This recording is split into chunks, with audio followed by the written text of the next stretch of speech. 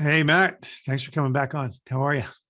I am definitely good. I'm excited to talk about this because I'm curious what your answer is because it's based on a question that I got pitched to me at a live event, which is always fun, but it's more in your arena. So I want to throw this question to you and then we'll kick it off. So here's the question.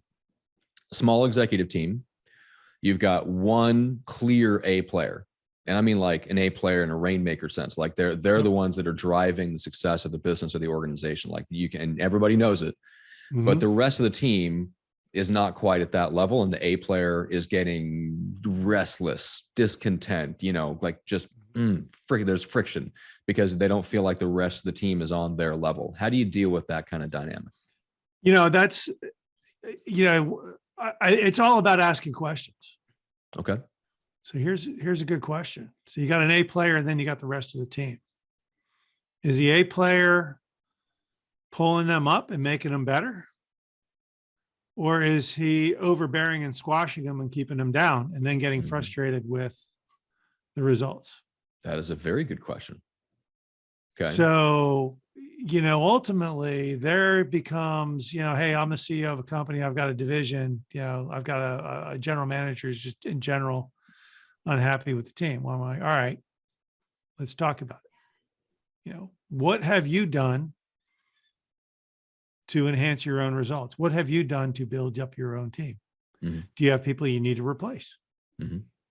Do you have people you need to coach? Okay. Are you clearly setting the expectations that need to be done? Mm-hmm. So I think there's a lot of that. I think ultimately comes down to you've got a very strong player. What makes you feel you don't have buy-in as to how the rest of your team is, driven, is recruited, is whatever. I mean, it's all about, I think you give them the responsibility and the accountability. You've got the accountability for the results. I'm giving you the responsibility to get there too. Mm-hmm.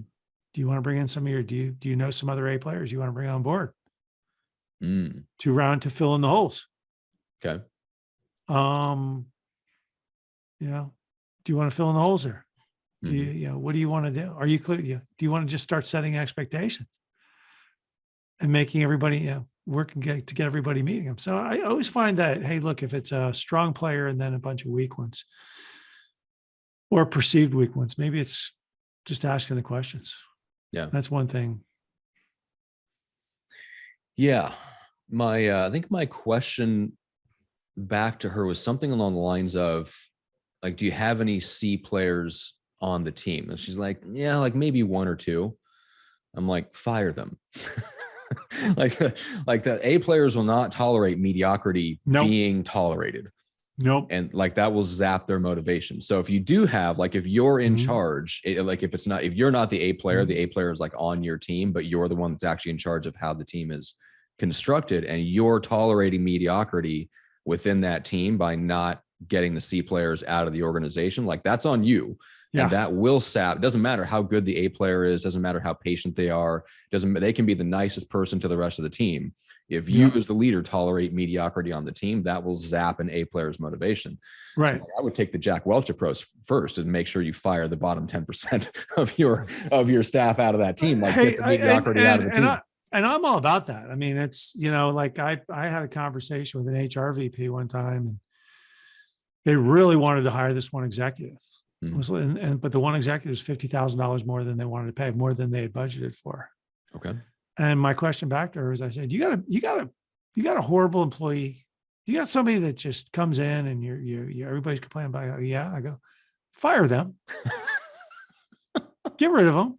Yeah. Take their salary. And take that $50,000 and you'll jump for joy. Yeah. She was like, whoa, nobody's ever said that to me before. I'm like, hey, look, this is business. Mm-hmm. This is business. When you fire somebody who's not performing, you are giving them an opportunity to go excel somewhere else. Yes. I mean, that's it. They're not right for the job. They're not right for the organization. They're not performing. They've got other issues going on. Or quite frankly, and this may be the one thing in their defense, they just don't understand, their role in the company, which is probably somebody else's fault. And that can be fixed. That can be fixed. But you've always got every organization has got somebody in that organization who just comes in for a paycheck. Mm-hmm. You know, they contribute 30% and they get a paycheck. Mm-hmm. You know, but that's, but that's it. But I sat with the COO of a company one time. Okay. And he was talking about, we were in Chicago, we were sitting in the lobby of this hotel. And he was talking about the sales teams were all kind of whining. Okay. Too. We can't get business for this. We can't get business. Oh, this is hard. Salespeople being salespeople. Look, I've been there. I've been a salesperson. I've done my fair share of whining. So I'll, whatever. And his answer was fantastic. And he said, all right, guys and ladies, let's put it all on the board.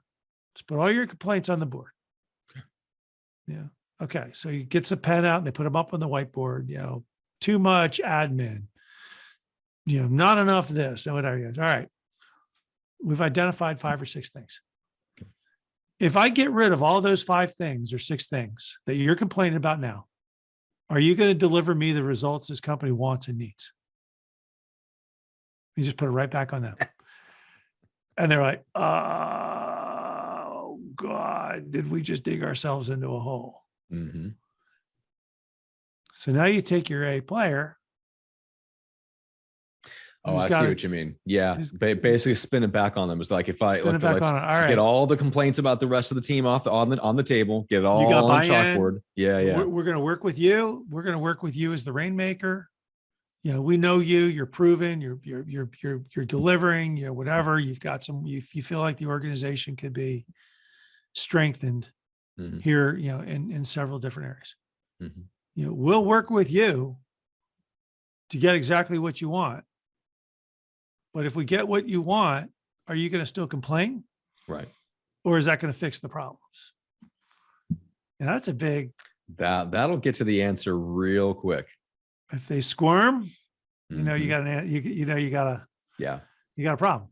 If they say, exactly. they say, yeah, that will get me to shut up and whatever. The next question is, okay, when do we start?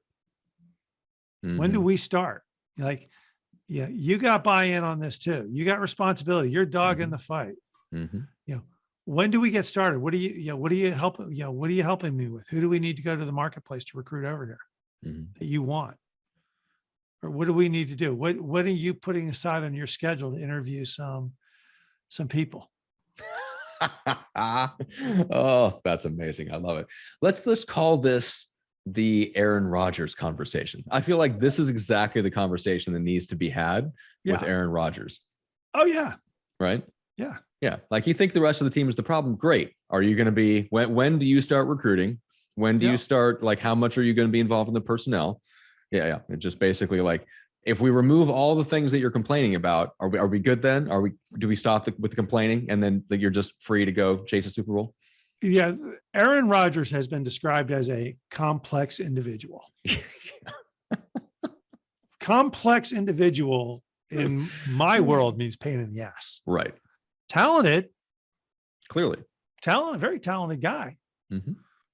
But I don't think Green Bay's won a Super Bowl in the last couple of years. They have not. I mean, I got Pat Mahomes down in Kansas City who says nothing but positive things about his teammates. And well, he just choked it, the other day. But I mean, the bottom line is he got 2 Super Bowls in an NFC playoff game, and four straight AFC championship. Straight AFC championships, and the guy doesn't say anything about his teammates. But man, I'm so appreciative of the effort that you put in. Now, are they having conversations with him about next year and where the team to be strengthened is? He's going, yeah, of course they are. Of course. But he says positive things, and he's part of the process. Whereas Aaron Rodgers, I don't know. Yeah, he wants to be a crybaby. I do love that line of questioning, though. I love it so much. Yeah, because that's all you need to know. It's, do you get the squirm? You don't need an answer. All you need to know is, do they squirm? And if they squirm, you've got your answer, which is they want to feel that way. They want to feel like, I heard, who was it? There's a guy that he was in the Patriots organization for a long time. He wrote a book Gridiron Genius, if I remember right. It was about football coaching. And he made reference to Gruden, John Gruden. Mm-hmm. And he said, Gruden always complains that he doesn't have the right offensive players. And how you know that it's Gruden is because he's never not complained about his offense. It doesn't matter what he has. Right. They're always the problem. The problem is never him. The problem is never the system. It's always the players. He's like, and that's why Gruden will never be a great head coach, because he never takes the responsibility on himself. And he's always complaining. He's never, you could basically ask Gruden, have you ever had an offensive team where you loved the players and they were doing what you wanted them to do? And the answer is no, he's never had that. It's like, okay, great. Then I've got my answer. That's just the way you are. You are the perceived, in your mind, you're the perceived A player, and everyone else is a step below, and they can't execute what you want them to execute. Therefore, you will never be a great coach, because you can't be that person. You can't have that kind of an ego and then lead a team to a championship if you always think other people are the problem. Yeah. No, man, I look, this is the crux of the problem. There's an attorney in my office building. I love her. She is, I mean, like, she's just funny. She is this has got to be the crappiest job in the world. Okay. But she's a family, divorce, family attorney, divorce attorney, whatever. Divorce and children issues. And she sits there and she says, you see her on the phone in the morning in the parking lot, and I overheard bits and pieces of a conversation she was having. And she was telling this lady, hey, like, maybe it's you. And this is her client. Maybe it's you. Okay. And she hangs up the phone. I'm holding the door open for her. And she goes, people have no self-realization. They always think it's somebody else's fault. And the bottom line is, I look back at 80% of the things went wrong in my life. Guess whose fault it was? Well, me. Yep. Me too. Me. And that's the whole thing. So if you're John Gruden and you're complaining about the offensive players, well, you're the guy who recruited. You're the guy who's supposed to be building the team. Why do they suck? Exactly. If you're the rainmaker on the team and you don't think that your support is strong, well, why don't you take a vested interest in getting the support that you feel like you need, instead of lobbing it over to us and making it somebody else's problem? Yeah. You remember there was that one book called The 1 Minute Monkey.